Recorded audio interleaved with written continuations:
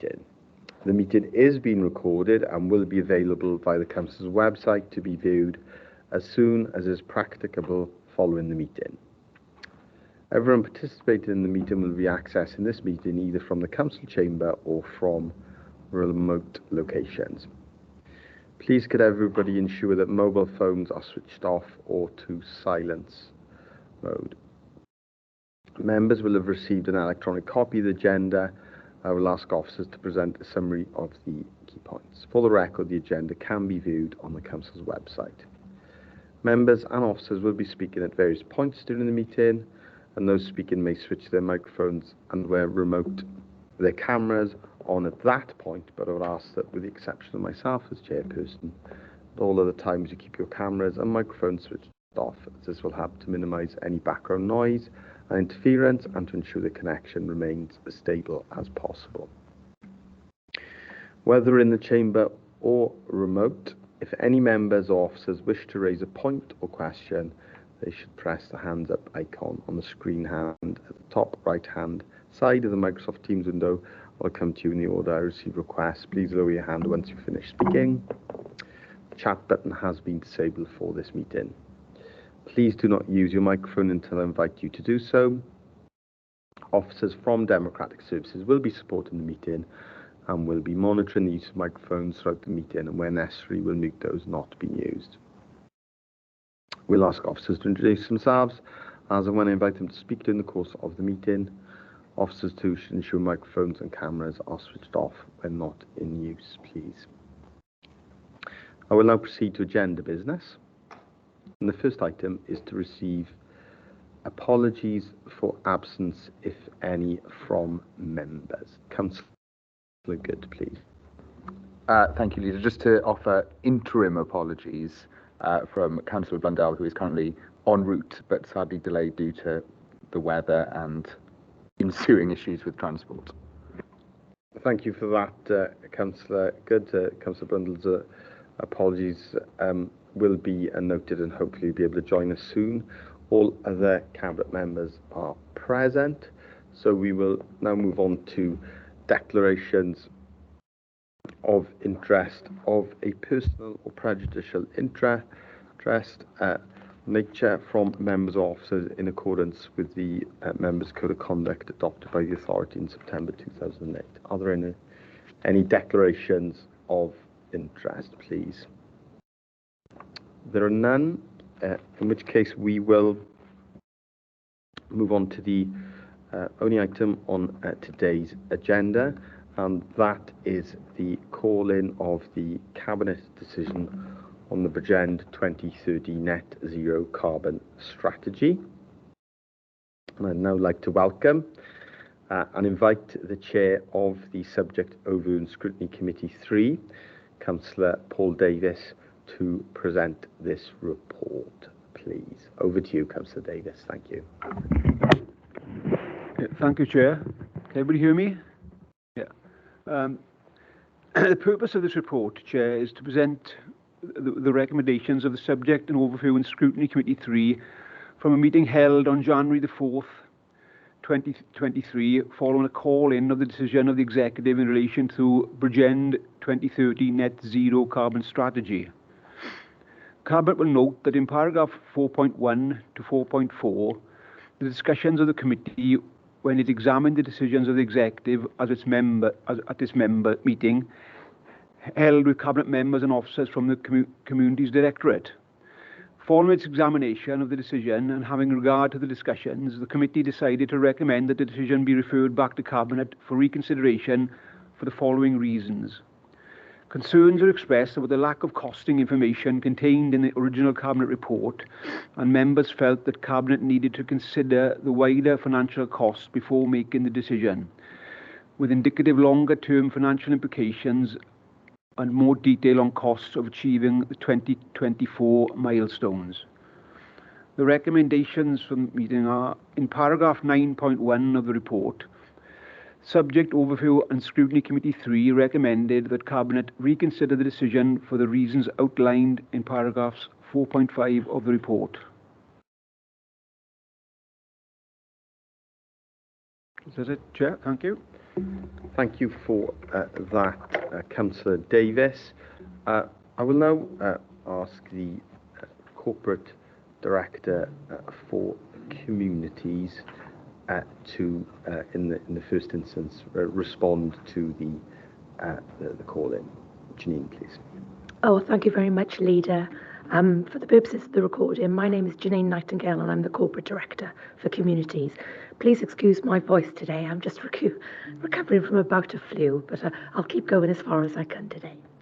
So, Cabinet, may I please just give you some background to today's meeting insofar as we got to the call-in position. So, you will recall back in Cabinet on the 13th of December, we presented a Bridgend 2030 net zero carbon strategy, and that is in Appendix C of your pack today. Now, this was to respond to Welsh Government's mandate for all public sector in Wales to have an appropriate net zero strategy in place by March 2023. Now, whilst this is not a fully funded initiative, Welsh Government did set out the requirements of this strategy and the scopes that they wanted included, direct and indirect emissions. Now, our 2030 strategy, Bridgend strategy, was the culmination of 18 months' work, and it was subject to assistance from the Carbon Trust, who are industry experts in this field. We also took our 2030 strategy to a scrutiny committee in 2021. It was subject to 2 cabinet reports and also a 12-week public consultation. Now, this is a corporate strategy, truly a corporate strategy, and it sets out our aspirations as Bridgend to get our council operations to a net zero carbon position by 2030. And it's based on a calculation of 90,000 tonnes of carbon emissions. And that was a calculation prepared for us by the Carbon Trust. Now, the strategy, as set out in the original Cabinet report, will be reviewed every 3 years in line with our corporate plan. And it will evolve as part of the net zero carbon national agenda. As that national agenda matures and guidance comes out for Welsh Government, so will our strategy evolve and mature. It's not static, it will be dynamic. Now, it has a supporting action plan, and that will be reviewed annually by the Cabinet. And in line with the MTFS, the Medium-Term Financial Strategy, and in line with the Greenhouse Gas Reporting Protocol as set out by Welsh Government. And if you let me just explain that, every year Welsh Government have mandated all local authorities to report back to them on where they are with their carbon reduction. So every year we will have to come forward in detail and explain to Welsh Government how we have moved from a position of 90,000 tonnes downward, and that's done annually. So our action plan, MTFS and the Greenhouse Gas Reporting Protocol will all come together. So Cabinet, you approved that 2030 strategy on the 13th of December. On the 22nd of December last year, the decision to approve the strategy was called in by 3 members of COSC, which is the Corporate Overview and Scrutiny Committee, and by 1 scrutiny chair. Now, the call-in notice is in your pack as Appendix B. Now, the call-in reasons given were further clarification on a number of points. The first point, as Councillor Paul Davies has explained, is about the financial implications of the strategy. The second point was on performance and monitoring. The third point was on oversight and governance. And the fourth point was on resources.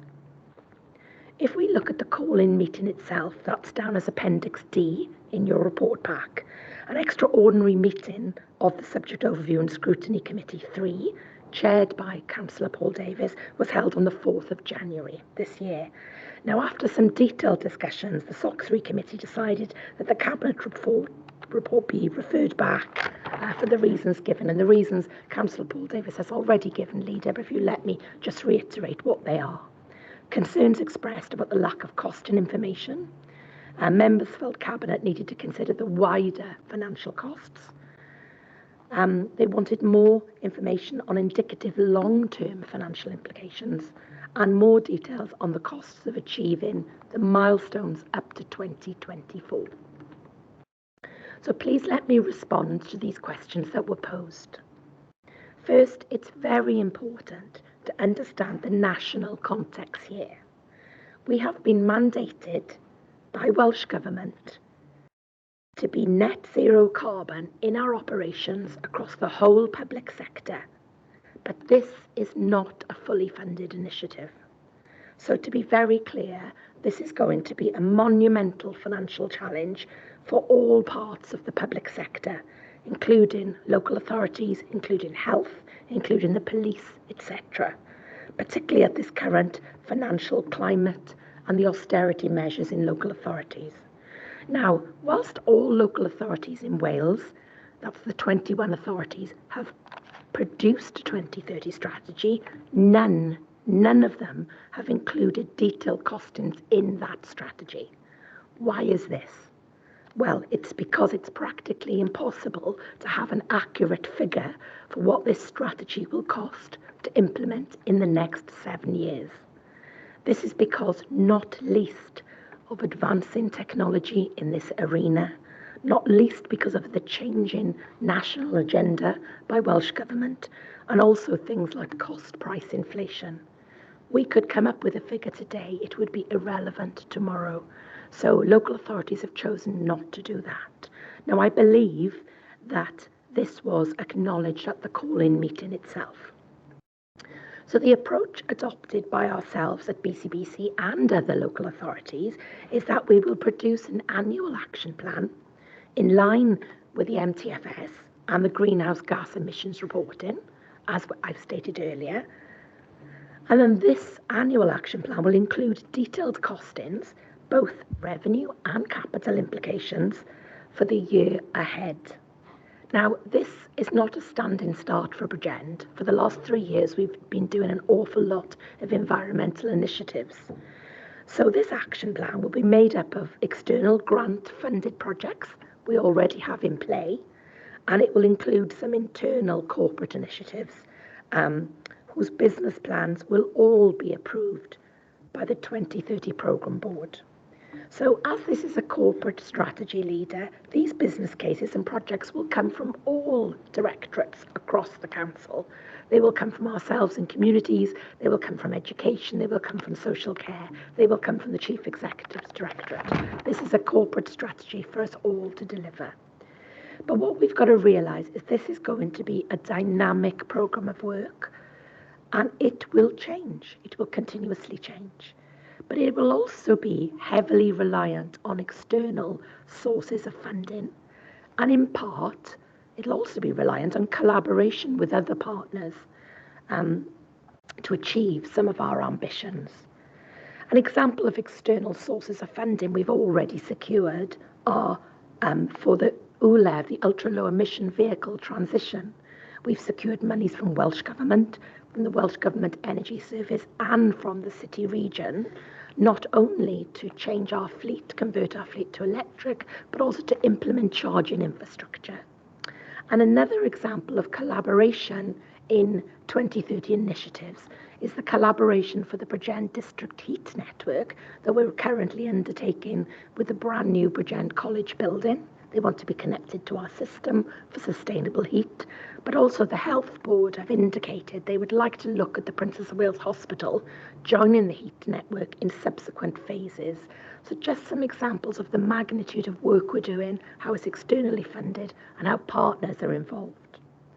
Now, one local authority, Swansea, has recently stated that the cost of implementing their 2030 strategy will be around an estimated cost of £187 million. Now, they stated this figure was ballpark, indication only. It didn't include their council house in stock. And they really only did it to show the magnitude of the challenge. They have only budgeted 4 million currently, so they certainly don't have the finance to be able to do this. So the reason for Swansea using this figure really was to show how incredibly difficult it's going to be for local authorities to get to net zero by 2030. So once again, they don't have the finance resource to do it, and this picture is the same for all local authorities in Wales. Now, if I refer to the point that was made in the call-in about costings for the achievement of the milestones by 2024, please let me advise you of some of the following. All budgets for the 2030 initiative are corporate, in that they're all held across all directorates. These are both revenue and capital allocations, and they are monitored via finance and are a part of our MTFS and our capital programme. They are also an intrinsic part of the 2030 programme board and are monitored through that mechanism too. Now, whilst I could sit here and give you an exhaustive list of all the revenue and capital allocations right across the council that are contributing to this 2030 initiative, I'm afraid I don't think my voice would hold out that long. So if I could just please highlight a range. With revenue, there are a large number of allocations already in place. In communities, we've got an allocation for staff resources to undertake 2030. We've got an allocation to implement the strategy. For instance, that allocation was used to help fund the Carbon Trust, who worked with us. We've got allocations for things like tree planting initiatives, for the ultra-low emission vehicle fleet transition for corporate fleet. We've got money in there for estate management and assets and asset management, money for street lighting transitions, money for nature conservation, for an energy contracts manager. I could go on, leader. All that money is currently in the budget to drive forward 2030 initiatives. But not just revenue, we have capital allocations as well. We have a potential 400,000 ring-fenced coming forward in this budget for 2030 projects. And we've also got significant grant funding for ULEV infrastructure from the Cardiff City region, money from Welsh Government and the Welsh Energy Service. And we've also got over £1 million from HNIP, which is the Heat Network Infrastructure Programme from UK Government for the Bridgend District Heat Network, active travel grants, etc. Now, those are all the revenue and capital grants that are in play currently and will cover our activities for the next year to 18 months. Now, activities after that point will require funding when we get into the remises of 2025-26. But what we need to work on over the next year is looking for external sources of funding and putting that action plan together, putting business plans together and bringing those back to you. But what I wanted to illustrate is that all the money for the next couple of years is in play and in place. So there are sufficient budgets and they are monitored against particular projects, but we are heavily reliant on grant funding, as I have said. But we've also got to realise that not all the money that we require will be new money. And that is because it will be the net difference and not the gross difference in costs in some instances. Now, if I can give you an example of the ultra-low emission vehicles, we are in Bridgend moving to a new electric corporate fleet. And it will be the capital uplift in the cost, the difference between the current fleet and the electric fleet that will be required. And that is because the cost of the corporate fleet replacement is already included in our budget.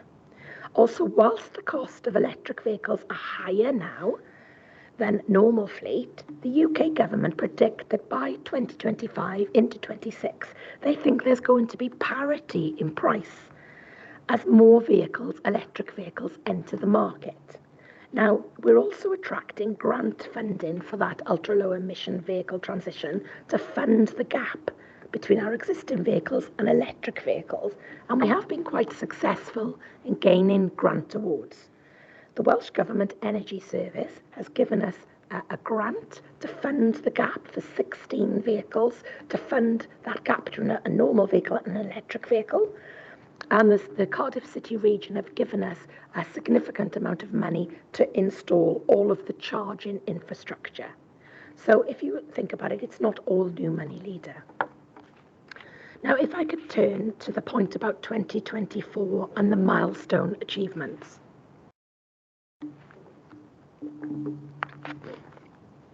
And the costs associated with that, please let me explain as follows, really. Appendix C of your pack is the 2030 strategy. Now, page 39 of your pack contains a high-level roadmap which sets out the milestones to get us to a net zero position at 2030. Now, this, of course, is a strategy document. So it's not appropriate, once again, to have detailed costings in it, and no other LA has done that. But also, this roadmap is just indicative. It's how we would like to see the programme progress. Some milestones will be achieved sooner, and some will be achieved later. This strategy is also very dynamic, and we've acknowledged that already, and so it will naturally ebb and flow, and it may also fundamentally change in the future as the national agenda matures in this area and new technology comes forward. We might have very different objectives in 3 or 4 years' time. That being said, if we look at the milestones from now to 2024, we can comment as follows. The first action is to have an action plan agreed, and we do have an action plan for the next year agreed, and it is funded, and it'll be monitored annually in line with the MTFS and in line with the brand new corporate plan and the Welsh Government's greenhouse gas monitoring. The second action was for carbon leads assigned across the council, and yes, we have carbon leads assigned. There's no cost to that, luckily. We are meeting next week, and we will feed the work that they're doing into the programme board. The third action on that milestone plan was to have a net zero ring-fenced fund set up, and we are intending to do that, and there's money set aside in the capital programme this year, subject to approval for that. But we've also got revenue allocations currently for the next 2 years, and as I discussed earlier, many other capital grant-funded schemes and monies to take us to 2024. A fourth area in that milestone plan was to have large contracts procured under net zero carbon criteria, and that is something we are doing. We have a new sustainable procurement strategy in place corporately, and we know that some of our builds will be net zero going forward. Our new builds, including all of our brand new schools under Ban B, will be net zero carbon. The fifth point was low carbon heating priorities. And yes, that is an ambition of ours as well. We have a number of projects in the pipeline already, not least the Bridgend District Heat project. There's only 2 district heating projects in the whole of Wales, Leader, and that's Cardiff and Bridgend. And Bridgend was the first district heat project in Wales to be funded. So we will be bringing that project forward. We've also got fantastic projects in the school estate. Refit 1, which put energy efficient systems into 19 schools, and now we're about to embark on Refit 2, and that was Salix Investor Safe funding. And again, lots of grants available from our colleagues at the Welsh Government Energy Service. They are prepared to look at funding the gap between a gas boiler and a heat pump for our schools going forward, and we're applying for that funding. Now, they are all the points to take us to 2024, so I'm happy to say I think most of those are covered. However, we have achieved past 2024 at the moment. We've also done all of the LED street lighting works, that's complete, and we're making savings there in both carbon and in money. We're also partly through the transition of our small vehicles to ULEV, and I've talked quite a bit about the funding we've got for that.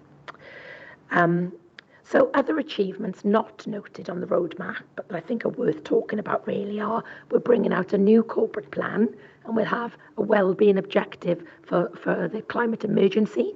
So it'll be front and centre in all of the work that we do for the council. It will be indigenous in our culture going forward. We are collaborating with other partners continuously, especially from the PSB and the Public Services Board. And we're looking forward to initiatives that will generate the highest carbon reduction and looking to bring those forward. So in summary, our strategy, our 2030 strategy, compares very well with other local authorities and is consistent in that detailed costings will come forward in the annual action plan and will be reviewed and monitored in line with the MTFS and with Welsh Government Greenhouse Gas Reporting Protocol. It is a dynamic strategy. It will continue to evolve as the national picture matures. There is no doubt that achieving net zero carbon will be a challenge, and we will be heavily reliant on external funding sources to progress schemes in later years, and that's something the team are very good at achieving later. However, no other local authority in Wales is going to be in any different position to ours. So I will stop there, Leader. Hopefully that's answered all of the questions from the call-in itself. Thank you, Janine, for that comprehensive report. I will now invite the lead member for Net Zero Carbon, a cabinet member for communities, to respond. Councillor Spanzer. Yeah, thank you, Leader, and thank you, Janine, for that run through it. And your voice is held up, which is good.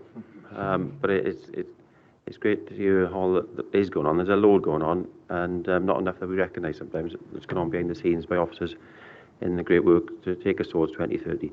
And as you explained, there's a lot there. It's cost. It's part of business as usual. Many things that would happen anyway. It's the additional cost for change.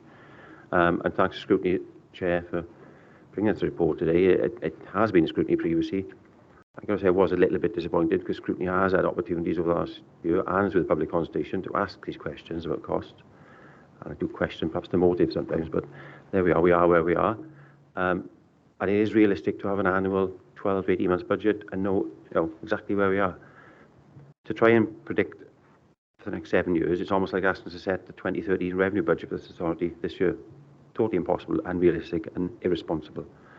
So what we are doing is the responsible way forward is having an accurate financial plan for what we can deal with over the next 12 to 18 months. And you gave the examples of the ULEV fleet and the boilers. An example was given me about school boilers yesterday. Not pension school stuff now, but where any boilers, as and when they fail in schools, they will look to replace with heat source pumps, ground source heat pumps. Now this year and maybe next year we know the difference in cost. So that's the actual cost. But we don't know what the cost will be 3 years' time or 4 years' time. It could even be cheaper at some point. So how it's impossible and wise and irresponsible to try and cost that and to work to calculate that through. And as has been shown by other authorities, not just in Wales, across the country, no authority in this country has put a realistic and is able to put a realistic cost to this plan. So that's why I feel it's a little bit, I say irresponsible. Strange has been thrown back to make a decision on something you can't really make a decision on long-term cost, full cost for 2030. But we can and will make a prediction for the next 12 to 18 months. And that's how it's happening behind the scenes. That was explained in the call-in and was put across to scrutiny members. They didn't appear to accept what was explained at that call-in, so we're back where we are today. So we'll explain it again today, and you've done a brilliant job of explaining it there, Janine. And I'm happy as a cabinet member for the direction we're heading and with the costs we have and the budget we have. Who knows where it'll be 2 years' time, 3 years' time, and by 2030. But we'll work annually with accurate costs and with a plan. Thank you, Leader. Thank you for that, Councillor Spanzik, and I will now take the opportunity to invite other colleagues to ask any questions or contribute. Councillor Blundell, please. And I should have said that Councillor Blundell did arrive in time for the corporate director's contribution, and welcome to the meeting, Councillor Blundell. Is there anything that you wanted to declare before you start?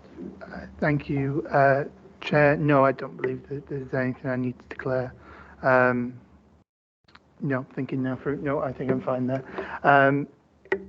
I agree with Councillor Spanzik on the point about scrutiny, and scrutiny has had this. I chaired that scrutiny committee and Councillor Spanzik was on it as well. So I remember when we were discussing the call-in the other week, we were trying to remember the recommendations we gave. So I think scrutiny has had its day, and I appreciate new members want to have a look at this, and that's fine. But on the costing of it, I think we don't know what's going to happen in the next 18 months. We don't know, because who would have picked this time last year, 2 years ago, that Russia would have invaded Ukraine and we'd have had costs spiral in the way they have. So I think it's sensible to plan in the 12 and 18 months, but also will there be that flexibility in there as well? Because in case inflation might rise again to 11%, it might drop to 5%, going on current figures, we don't know. So will there be that flexibility in that 12, 18 months so we can plan properly? Thank you. Thank you for that, Councillor Brundle. Janine, please. Yes, thank you, Leader and Councillor Brundle. Yes, absolutely. I think the whole point of this strategy is it has to be dynamic, and it has, because it's such a new initiative in many ways, that some of the technology hasn't probably been even invented yet for some of the things we want to do in the future. So yes, absolutely. What we'll do is we'll look at it annually, and it will flex. It will definitely ebb and flow. We will achieve some things before. We might have to push things back later. But the important point here as well is that what we are finding is that schemes actually are getting cheaper and more affordable as they become more mainstream. And that's proved the point by a UK government coming forward and saying, look, in the next 2 years, the cost of electrical vehicles, they're expecting to drop significantly and have parity with normal petrol and diesel cars. So what they're saying, as more of this technology comes into the market, there's more supply and demand, it might be more affordable. Now, that's not to say that as a council we can afford to do this on our own, because we definitely can't. So what we will have to do is to look for projects that have the biggest impact on our carbon footprint, and then look for sources of funding for that and be very sensible about our approach forward. And I think doing this annually is absolutely the correct way to do, because, for instance, if we set an annual programme and then in month 9 we realise that we need to change it, we've got the ability to do that for the following year coming forward. So I think you're right, flexibility is imperative in a programme as dynamic as this. Thank you for that, Janine. And of course, this is the overall strategy. This was never supposed to be a detailed action plan over the next 7 years. It would not be possible to produce a detailed action plan over such a long-term period in a field where the technology, as you've highlighted, is changing so rapidly. Costs are changing, and indeed we can anticipate that there may be more demanding and challenging targets imposed, and there may be ways of achieving some of those targets quicker than we anticipated as well. And that presumably is also an approach that's been taken by every other local authority in Wales that has also progressed a strategy around net zero carbon. I can see that Councillor Good would like to come in, so I'll bring him in next, please. Councillor Good. Thank you, Leader. Thank you, Janine, for making it in and managed to give your response without losing your voice, which is remarkable. I think, I completely understand where scrutiny is coming from for this. As you've mentioned, these sort of strategies are new to all of us, and they're not easy. They're not easy to understand. There's very complex elements of play. It's not an easy solution. And unlike most strategies, the irony of carbon reduction strategies is they actually get harder the further you go along and less predictable the further you go along, because it becomes about, rather than scope 1 and 2, which are our own emissions, but about scope 3 and how we can help other companies and other organizations to change their behavior and reduce their carbon, which, again, makes it a very difficult proposition to then say, how do we put a monetary value against that? But I do appreciate scrutiny's attempts to make sure that we are looking at this properly and understanding where costs are coming from, because I think it is important that we have that from scrutiny. I think my question on that, though, is what work can we be doing now that helps us prepare for scope 3 further along in the process, to say to other companies that we might use at the moment that, we are looking at this, and that by the time we get to sort of 2026 or 2030 or whatever in the future, that they are in a position to say, yes, actually, we've also taken those steps and we're ready to join that journey with you. Thank you, Leader. Thank you for that. Councillor Good. Janine, please. Yeah, thank you, Councillor Good. That's a really interesting question, actually, because that's something we've been asking ourselves as well. I think what is quite clear is that the industry out there are quite savvy, and they realise things are changing. They realise the public sector has this net carbon zero target. Now, what's imperative for us is we do sustainable procurement. Nearly 70% of all our emissions come from procurement. And what we would like to do is to reduce carbon miles, as in buy things locally, support local economy, support the environment locally. That is the idea. So what we are doing is working with our procurement colleagues to see what we can do as an education piece for local suppliers, to see whether we can get them affiliated onto our books, whether we can start to use them. That's one of the things that we're doing, and that's important. A second thing is about energy and the energy we buy, because we buy it from a provider. Now, in Bridgend, we try to secure as much green energy as we can when we buy that, and that's something we've done for some time. But what we want to do is to look at energy reduction and look at switching sources, and we are looking at a number of projects, the Bridgend District Heat Network. We're looking at the, dare I say, the Marubeni Hydrogen Project, albeit still in its infancy. I must caveat that. There are a number of innovative schemes we're looking at.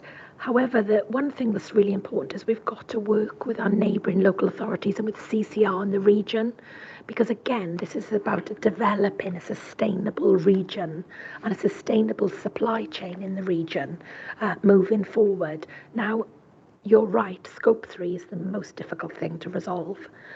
For instance, let's take an example of school transport. We know that school transport, it has a very, very large carbon emissions target attached to it, because those children are transported mostly on either petrol or DERV vehicles. So ideally, in the future, and we know we have a very long contract for school transport, we would like to see the most sustainable means. But again, these are local operators that we choose to use to transport our children. So that's very difficult. What we don't want to do is not use local operators and cut off our nose to spite our face for 2030. Because again, it's about supporting local businesses. So this is going to continue to be an evolving piece. And we are currently doing a piece of work this spring where we are looking at all our operations across the council and looking at which areas have the biggest carbon use and try and target those, but also in a timely fashion, as in at the correct time. So, for instance, if we did want to look at school transport, it would be much, much later down the line towards 2030 when those contracts are coming up to renew. So an awful lot of work to do. You're absolutely right. That's the toughest thing to do, but we're already starting that. So in some respects, the market is starting to respond, but we definitely need to develop the local market for it. Thank you. Thank you for that, Janine. I'll bring in Councillor Farr next, please.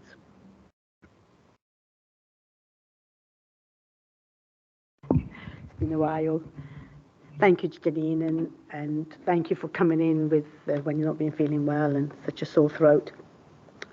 I was looking at the question on oversight and governance.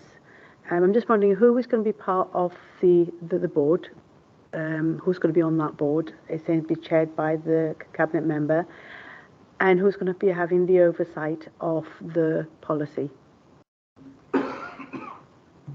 Janine, please. Oh, thank you, Leader. Yeah, we have a 2030 programme board established. We've had that for about, I think it's about 18 months now, because I know I'm on my third cabinet member as chair of that group. And yes, doing a wonderful job as well, I would admit. So we meet on that board is a representative across corporate. So we've got everybody from legal, finance, education, communities, and social care. And we look at projects that we undertake at that and initiatives, prioritise, but importantly, we look at risk, but finances, that's key. We look at where the projects are, what status, And in particular, when we look at our grant funding, for instance, we have to have all of the grants that we have particular timescales and conditions on them, timeframes to spend money. So we spend an awful lot of time, I think it's fair to say, Councillor Spanswick, looking at grants and ensuring we're complying and we're spending the monies that are with us. Now, that programme board reports back to CMB, because it's a board of staff reports back into CMB, and it could, if you thought was appropriate, report back into CCMB. Now, we do bring cabinet reports quite regularly, and we are planning to bring this annual plan to you annually. So whether you felt there was it was necessary to have another layer of governance, it's quite a comprehensive layer of governance now. But if you felt by exception that you would want to report into CCMB, I would be very happy with that as well. Thank you for that, Janine. And we've already made a commitment, haven't we? And we explained at the call-in meeting that our intention originally, and it still stands, is that this plan will be a golden thread through the corporate plan across all service areas and priorities, because it is a corporate vision and strategy for the whole council. And once it is a part of that plan, then of course it will be assessed on a regular basis, on at least a quarterly basis, through well-established, tried and tested accountability of the Corporate Management Board, the Cabinet, and involvement of the scrutiny chairs as well, to assess that performance, and if we're not on track, then identify an action to make sure we get back onto track. So that is action we are committed to anyway, but I'll bring the Chief Executive in on this point as well. Mark, please.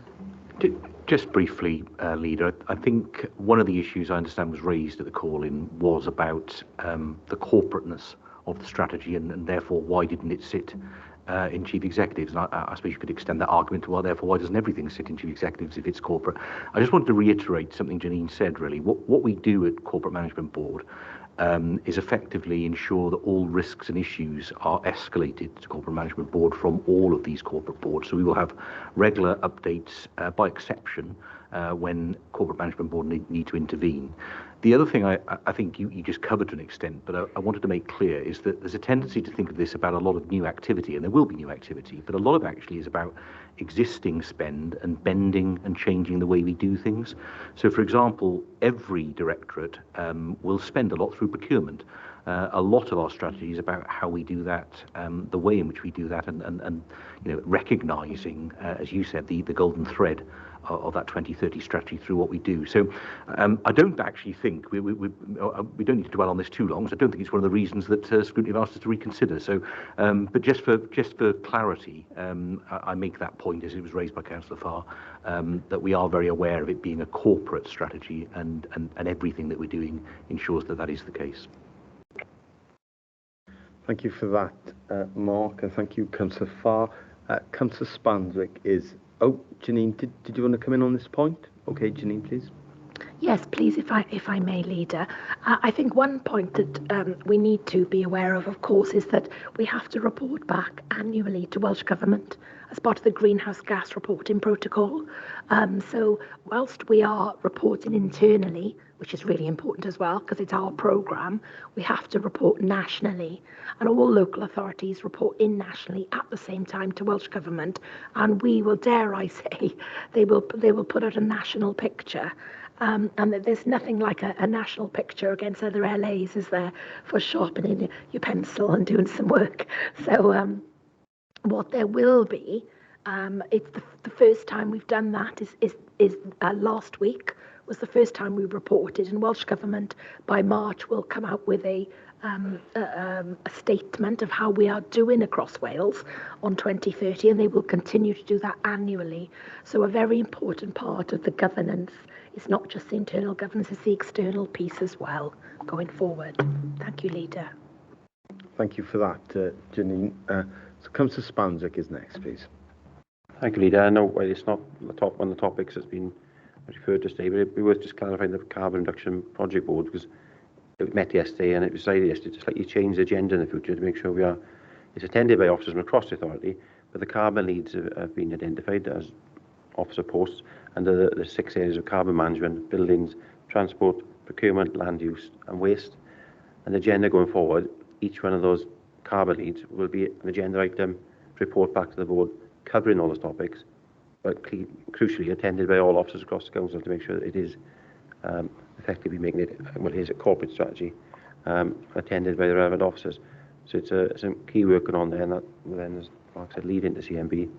And if it needs further looking at how best that is scrutinised in the future, we'll ask for scrutiny perhaps to look at perhaps the work programme in the future, how best then link into our strategy for the forward work programme for scrutiny, which would be welcome. And just on that, Councillor Spanswick, we certainly welcome the overall input and interest of the Overall Scrutiny Committee in this agenda, because it is such a priority for us as an authority. And on that, I want to take the opportunity to ask the Chair, as he's here, if the committee would be prepared to assist in that way and help in the overview and providing ongoing scrutiny, but also supporting the review of the strategy in the future, because we have made a commitment, and there's a commitment in the strategy to update it in 2024 and then in 2027 as well. So I will put the scrutiny chair on the spot and ask him that question, and there'll be a few more questions for you as well, Councillor Davis, but that's the first. Councillor Davis, please. Yeah, that's fine, Chair. There was some discussion, I seem to recall, in the actual call-in regarding this, where some members thought, as Mark sort of indicated, it would the corporate sort of route, and others, I'm quite happy to sit in SOC3. I don't know if I can make that decision sitting here, without consulting the other scrutiny chairs. I'm not sure. But I was happy for it to come to me for call-in, so I'm quite happy for it to be scrutinised by SOC3.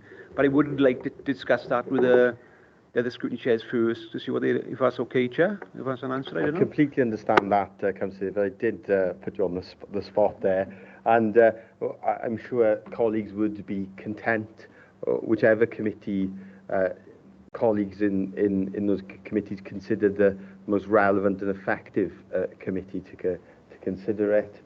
We would just welcome that continued interest in this agenda and this support on this agenda as well. Did you want to come back in, Councillor? Yeah, only quickly. It was stated by I think by Zach that majority of the carbon reductions are in the sort of SOC sort of field, in communities and things. So it made sense. That was Zach's version, Like I said, there was opposing views to that in the meeting, I seem to remember, Chair. Yeah, so. I thank you for that, Chair. And building on the point that Janine made earlier, certainly in terms of those early years, then yes, a lot of those will be in the Communities Directorate. But in the later years, we anticipate that most of the savings around carbon will be made beyond the Directorate in those commissioned services, home to school and college transport, in social care, in general building projects. So it will change, but then the way that Overview and Scrutiny considers it will also, I'm sure, evolve as the work of the strategy evolves and changes. Thank you, Councillor Davis. So next we have on my list is Councillor Blundell, please. Yes, thank you, Chair. No, I just wanted to add in about the conversation about the corporate responsibility and the democratic responsibility and accountant of how this will be looked at. And I think I mentioned, I know it was definitely mentioned in our original cabinet meeting, because I mentioned it, that we'll add this as part of us to our documents on scrutiny, and we'll look at how, because then every part of the authority is being scrutinised when the report goes through, any report goes to a scrutiny committee or to full council, then that will show how we are going through the 2030 agenda and how we are decarbonising, whether it's building a school, new vehicles for social services, regeneration projects, all of that we'll be adding it in, and then every councillor then has the responsibility then to scrutinise how we manage to go forward on that 2030 agenda. So everyone is involved in that, no matter what scrutiny committee you sit on, if any or none. Thank you, Chair. Thank you for that, Councillor Blundell. Deputy Leader, please. Thank you very much, Leader. Thank you to the members that have brought this decision call-in back to us. I suppose there's a couple of reasons I want to say that. Firstly, you can do that any time as scrutiny members for any of your committees. You can ask to review any of our strategies, any of our policies, but we can do it here today as well, I suppose. I'm quite concerned, however, that the financial implications, actually, the zero carbon strategy overarches every policy and decision that we make as a council. So it doesn't matter what scrutiny committee you sit in, you should be scrutinising that any report that comes in front of you in relation to the net zero carbon strategy anyway. Performance and monitoring. We monitor all our strategies and policies, and they are reported back to us as cabinet members or you as just backbenchers sitting here in chambers. And we can also request as members any report that we want on anything that we do as part of business proceedings in the council. So I'm quite concerned that they don't think that we do that. And the oversight and governance. I'm actually chair of a board myself. Do we think that I am not capable to determine and make decisions on behalf of corporate parents? Because as the social services lead, I am now responsible for chairing corporate board. So is that going to come back to us as cabinet, and am I not a responsible person enough to do that? So I'm quite concerned that we're trying to put other layers in when we already have them. Oversight and governance. I'm really sorry. I don't understand what the longer term goals is, because some of them we're not even setting ourselves. They're being set by Westminster or by Welsh Government. So we don't have any choice in it. We have to do it. And the resources. I'd just like to reiterate or reinforce even to members that any new post in the authority under job evaluation, for as soon as you start on day one, you can say that this does not meet my job description. I am not supposed to be doing this. And any amendments can be made throughout a 6-month period. That also equates to the value of that post as well. So I think we need to be really careful calling our officers' job descriptions into question in a full council meeting, because I suggest that it could possibly end up costing us an awful lot more when every officer challenges their own job description in future. Sorry, Leader, I just felt like that needed to be said. Thank you. Thank you for that, Deputy Leader. I wanted to ask a question of the Chair, and that is around the strategy itself. The actual strategy, because obviously the committees expressed concerns about lack of costing and indicative longer-term financial implications. I think that's been addressed by us. There is indeed that short-term information available over the next 12 to 18 months. We will be able to make that available, and we will make it available. We do have costed plans. What we don't have is the longer-term plans, and no authority does. But I wanted to ask, because obviously the decision is that it's referred back, and that we should have considered the strategy in light of this. Is there anything in the strategy that the committee wanted to change, or think would be different because of this? Because of the recommendations made to us that we should have considered the wider financial costs before making the decision. So we should consider that and the indicative longer-term financial implications. So is there anything in the strategy that the committee thinks needs to be different or would be different? I suppose is my question. Not that I can recall from memory, Chair. What I recall regarding the finances was they didn't think that Cabinet asked enough questions, was one comment I seem to remember. It may be in the calling itself. But when you actually had this report presented to you previously, there wasn't enough scrutiny of that given, and the questions weren't asked, basically. That was one criticism of the Cabinet, I guess. So but actually it was actually stated at the beginning of the meeting that they have no issue with the policy or the strategy itself, I seem to remember, or the aims of the strategy, in fairness to 2030. It's just this perceived lack of investigation into the costings of it, I suppose, which is reflected in the call itself, Chair. Okay, thank you for that, Councillor. I'm still trying to understand how that would then make the strategy different, I suppose, is my point. So this additional information, and we have asked questions, haven't we? We've asked about that. We recognise that there's uncertainty about how we're going to finance the programme in 2027.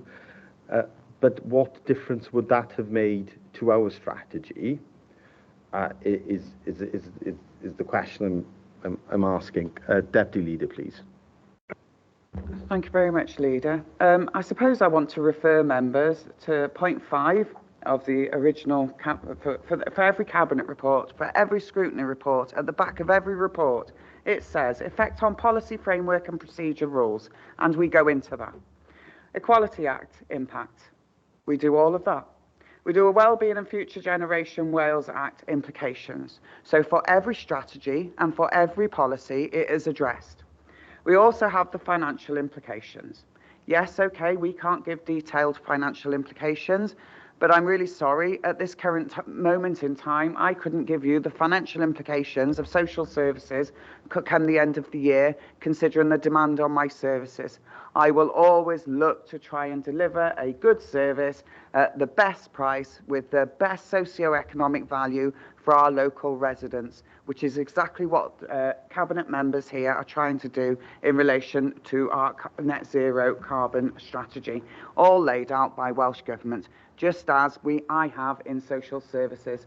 I do really think we need to consider how we frame and what we are asking of. If we're going to have a decision called in, I would like to know what the decision is actually called in on, please. Thank you. Thank you for that, Deputy Leader. I'll bring Janine. I can see that she's indicated that she wants to come in. So over to you, please, Janine. Yes, thank you, Leader. Dare I say that over the last 2 years, there has been an abundance of Cabinet reports covering everything, well, not just 2030, we've done a number of Cabinet reports for this alone, but everything from the heat network, has even to the capital programme, it even went to council, the heat network, actually, I do recall. On ULEV, we've done Cabinet reports on biodiversity, on sustainability, on school programme, and net zero carbon. So what we will have had is a plethora of Cabinet decisions, and you will have had all of that information, Cabinet, and all of the finance behind it, and you will have considered that and agreed it, and that is what has gone into this 2030 strategy. We've also had significant number of programme boards where we've made decisions, and PSBs, CCMBs, CMBs. So I think possibly some of this has been made by newer members who may not have the benefit of the backlog of cabinet reports and information that we have, Leader. But just to say, if they did want to look back on all of the cabinet decisions that we've made over the last 2 years, I mean, on average, the Communities Directorate brings at least 5 cabinet reports every cabinet. I know, because I'm here for every one of them. I remember one cabinet we brought 8, and the majority of them were to do with 2030. So. Indeed, there's been a lot of cabinet consideration of these schemes, of these projects, of the funding going forward, which make up these early years of that 2030 strategy.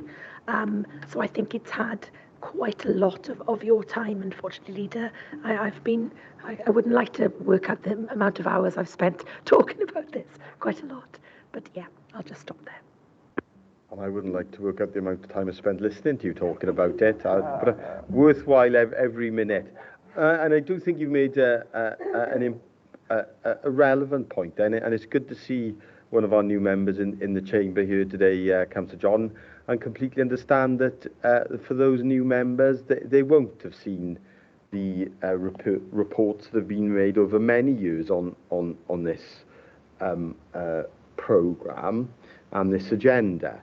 And I think it is important to stress to new members that the net zero carbon agenda and programme is effectively a series of large individual projects that are coordinated, but every individual project will have a business case, they will have a budget, and that will have to be approved. And quite often, those decisions, not all of them, but all the big decisions will be made by Cabinet on an individual basis. As you've described, when we make a decision around the heat network, that will come back to Cabinet, and indeed that was a decision made by full council actually on the Bridgend District Heat Network.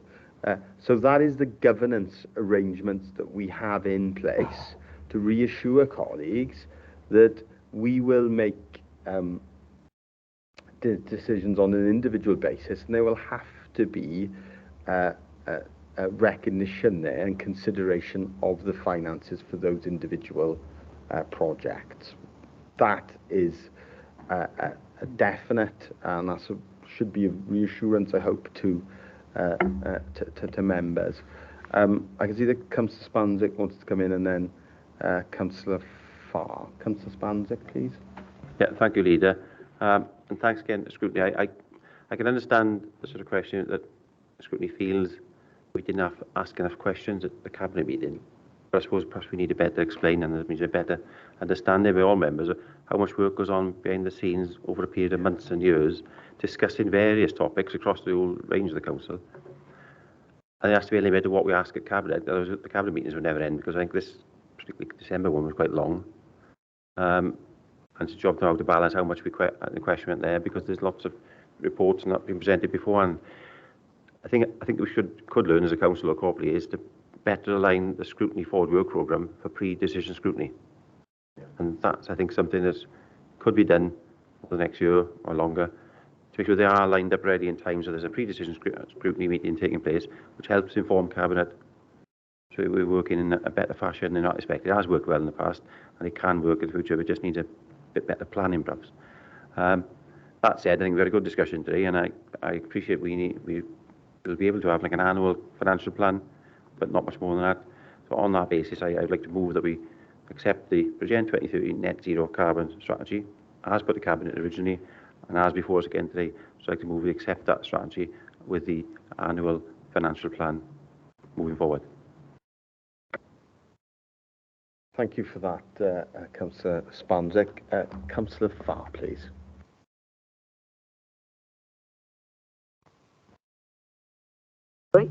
Thank you, Leader. As everywhere, I'm very new at this, so for me, I don't really understand the call-in. It's like you said, Leader, it would make sense to me if the call-in came in and they made some suggestion how they wanted the policy changed. You know, having a call-in, having this saying we haven't asked enough questions, but then there's no recommendation say this needs to be changed or that could be done differently. So just just a learning curve for me, the calling in, what's that about? Thank you. Thank you for that, Councillor Farr. And then we've got the Deputy Leader, please. Thanks very much, Leader. Can I second Councillor Spanswick, please? And I would like to formally move. Thank you. Thank you for that. So, just for the record and to be clear, there's a proposal that we obviously accept the strategy, and because there is no contention of the strategy, as I'm clear about today, there is no contention of the strategy. But what you've also proposed as well, Councillor Spanswick, and it was implicit, obviously, in the discussions we've had in the call-in and previously, that there is an action plan, there will be, and there is a costed action plan, but we can make sure that that is shared with colleagues for the next 2-year time period. But going beyond that is obviously very difficult in terms of a costed time plan for 7 years hence. Councillor Davis, did you want to come in, please? If I may, just before you make the decision, Chair, you did sort of hint at it then. The action plan, as Janine was giving her presentation, if you know what I mean, can I ask Janine a quick confirm one thing before we make a decision? You can, Councillor Davis. You say that there's costings up to 2024. You think you have, because Janine actually said the action plan's been fully costed. There's ring-fenced net zero funding. There's costings for that already. Is that correct? Could those figures be provided to the scrutiny? The one only up to 2024, nothing after that, because it was a specific question was asked. Janine, please.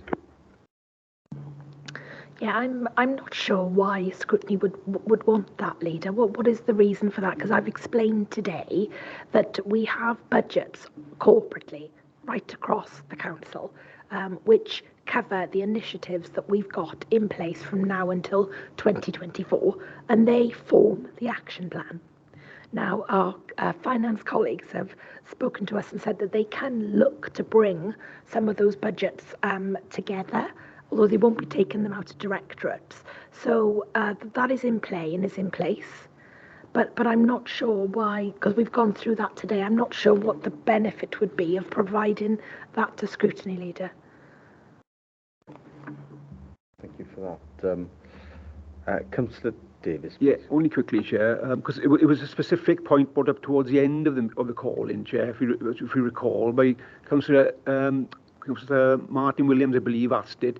He had accepted, I believe, in the meeting that it would be difficult to get costings all the way up to 2030, but as we have strategies in place already up to 24, there must be some sort of more solid costings for that. Could that, no? And that can't be provided either, is that what you're saying? Thank you, Councillor Davis. I'll bring Janine back in, thank you. Yeah, Councillor Davis, there are costings for all of those initiatives that I talked you through from now to 2024, but those budgets are held in directorates. For instance, we're doing ULEV transition piece. For social care, we're bringing in 16 electric vehicles that social care are going to use for their dom care workers, and we're going to have pool cars. Those budgets sit there.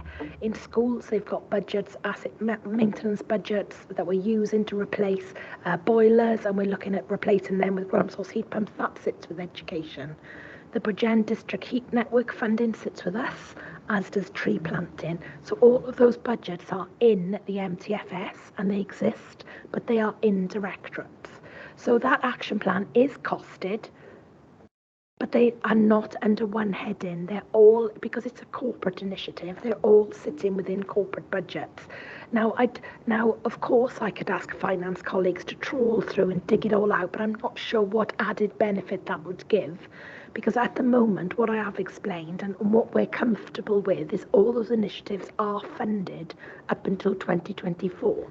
Now, post-24, when we look at some of the other work we want to do, we have to do some work on the action plan for that, look at what projects we want to do, look at any grant sourcing that's available and move forward. But from now until the 2024 milestones, those budgets are in, they're in the MTFS, they're in the capital programme, and they're under earmarked reserves and in directorates budgets.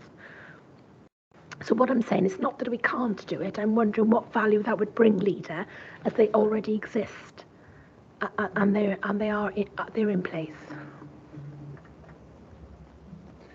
Thank you for that, Janine. Councillor Davis, please. Well, the reason, Chair, for it is so that the public have some sort of awareness of what these things are costing. Obviously, public money that has been spent.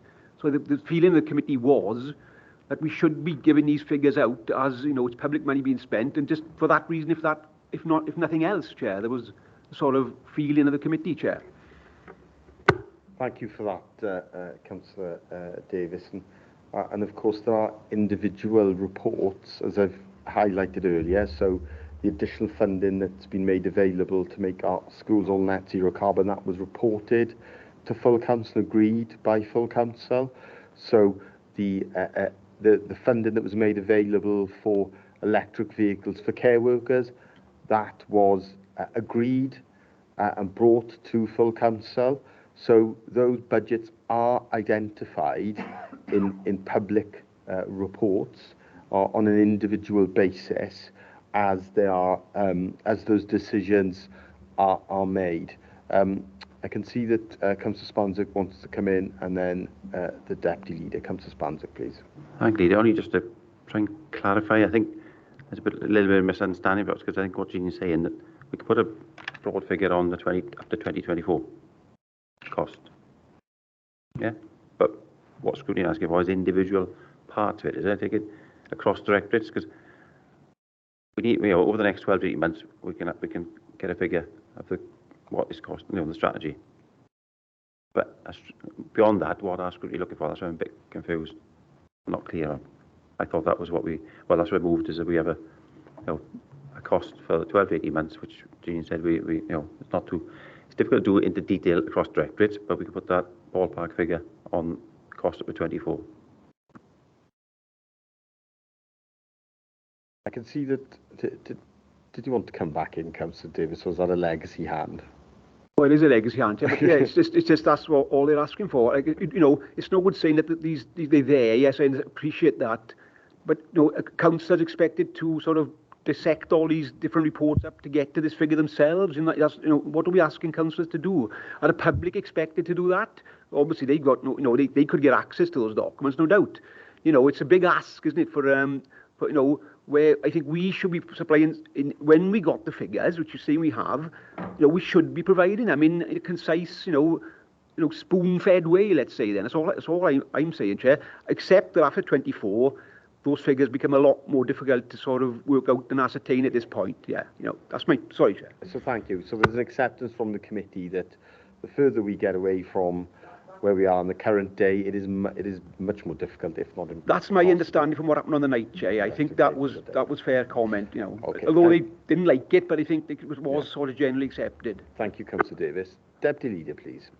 Thank you very much, Leader. Thank you very much for your contribution, Councillor Davis. I am loath, as a Cabinet member and as an administration, to instruct officers to go away and do all this work, considering it is part of every report that comes to Council. I appreciate your comments about what the general public understand, but as we've just advised, it is included in every report that we do. And that would be like going away and saying, not only do we need to do this for the carbon neutral net zero policy, but also we would need to do that for every socio-economic responsibility that we have, every equalities duty that we have. And actually, in every report, we highlight the cost of any report. I do not want them to go away knowing that I have to, so as an example, I have to provide transport for my social care staff. We are going to try and do that in a green and sustainable way. We know that it is going to cost us some money. However, that is only part of it. The net zero is only a percentage of that responsibility. I also have to consider the socio-economic duty. I have to consider whether the contract is variable. I have to consider whether it's private or public sector. There are so many responsibilities. I am loath to dissect the net zero carbon responsibility when it is a corporate plan. Should be included in every report that comes to council, and you are able to challenge any of that. So I do not want to waste officers' time going away to try and dissect this even further. I don't think that would be responsible of us, nor do I think it would benefit us at all in the council. Thank you very much, Leader. Thank you for that, Deputy Leader. I can't see that anyone else wants to come in, and thank you for that clarification, Councillor Davis. The proposal has been moved and seconded. Yeah.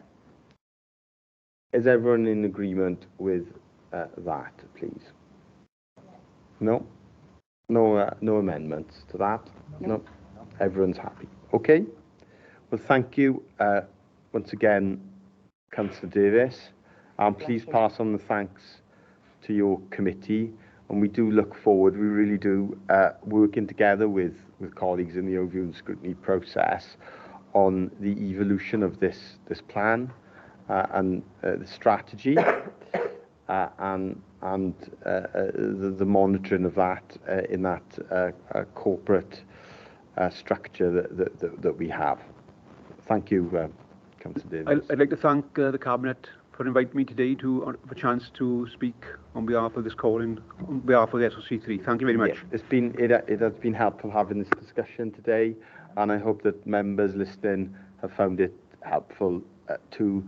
And now the focus will be on delivering this strategy. That is the most important piece of work for us all, is delivering on this agenda as quickly as we can. We've got a very good track record already, and we can build on that, and we can get on now today with delivering on the strategy. Thank you, colleagues. Thank you all for your attendance today.